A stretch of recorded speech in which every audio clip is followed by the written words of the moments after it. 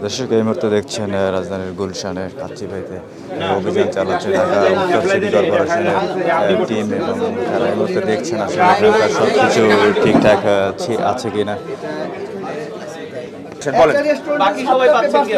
প্রাথমিক trade licence, fire সার্ভিসের licence, licence, civil সার্জনের লাইসেন্স, ডিসি কোডের লাইসেন্স, পরিবেশ ছাড়পত্র, আপনার কিছুই নাই, শুধুমাত্র একটা ট্রেড লাইসেন্স আছে।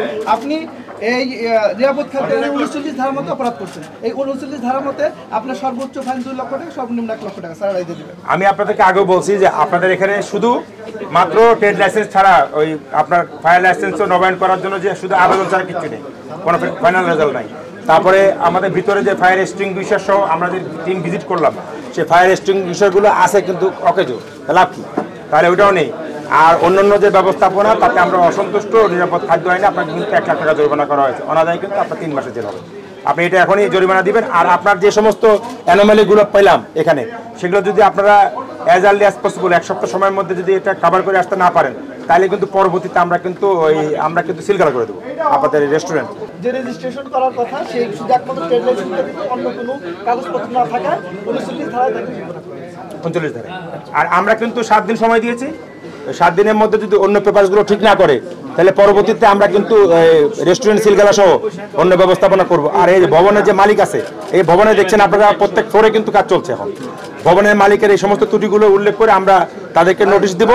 যদি দেখা যায় ভবন মালিক সেটা মেনটেন করতে পারে ভালো, আর যদি মেনটেন করতে না পারে, এক সময় হয়তো এই কাচ্চি ভাই ছাড়াও ভবনের অন্যান্য বিষয় সহ সিলগালা করা হবে, যদি আমরা আমাদের সেই কাঙ্ক্ষিত রেজাল্ট যদি না পাই। এখানে একটা কি আছে, একটা মনোমিটার আছে, তাই না?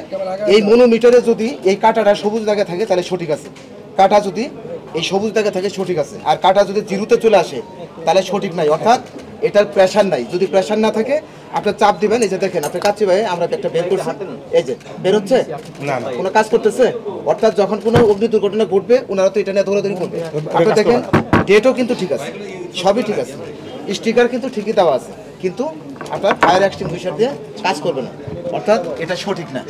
আপনাকে এটা সবসময় এই বিষয়টা খেয়াল রাখতে হবে, ঠিক আছে? আমরা যে ফায়ার এক্সটিংগুইশার ইউজ করি আমাদের সবসময় বারবার একটা জিনিস খেয়াল রাখতে হবে, এই কাঁটা সবুজ দাগে থাকবে, এই কাঁটা যদি জিরোতে চলে আসে তাহলে এটা সঠিক না, অর্থাৎ এটাতে আগুন নির্বাপন করা সম্ভব না।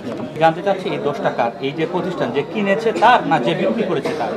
যে বিক্রি করেছে সে তো তাদেরকে চেক করে কিন্তু বিষয়টা দিয়েছে, 2 বছরের জন্য হয়তো জিনিসটা চেক করে দিয়েছে। এখন আমার এখানে জিনিসটা আছে, আমার দায়িত্ব হচ্ছে যে এটা কাজ করে কিনা সেটা ঠিক করা। এবং যদি মেইনটেনেন্স না করতে পারে গ্যাসটা বের হয়ে গেছে, না আমরা আসার পরে এটা অকেজো পেয়েছি, মানে ওনারা যখন কিনছে তারপরে এটা ড্যামেজ হয়েছে, তারপরে হয়েছে কিনা জানি না, আমরা এসে কিন্তু অকেজো পেয়েছি। এই কারণে কিন্তু এক্সপার্টাইজ ওরা দেখছে, আমরা কিন্তু এরকম প্রত্যেকটা জায়গায় দেখছি। এই কারণে কিন্তু ওনাদের এই অব্যবস্থাপনার কারণে ওনাদের কিন্তু 1 লক্ষ টাকা জরিমানা করা হয়েছে। এবং পরবর্তীতে এগুলো যদি ঠিক না করে, আমরা তো 1 সপ্তাহ সময় দিয়েছি, পরবর্তীতে কিন্তু আমরা অন্য স্টেপে যাব।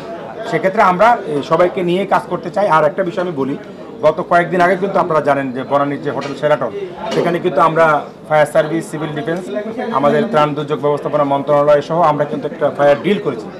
আমার কথা হলো এই সমস্ত ব্যাপারে আমাদের যে মন্ত্রণালয় এবং যারা অন্যান্য যারা আমাদের কর্তৃপক্ষ আছে, তারা আমাদের সঙ্গে যৌথ সহযোগিতায় আমরা সিটি কর্পোরেশনের মাধ্যমে কিন্তু তাদের চিঠি দিয়েছি যেন আমরা এই ধরনের অনেক জায়গাতে আমরা ফায়ার ডিলটা করতে পারি। তাহলে কি কাজ আমার ওই সময়ে এই ব্যবস্থাপনা সম্পর্কে তারা জানতে পারে।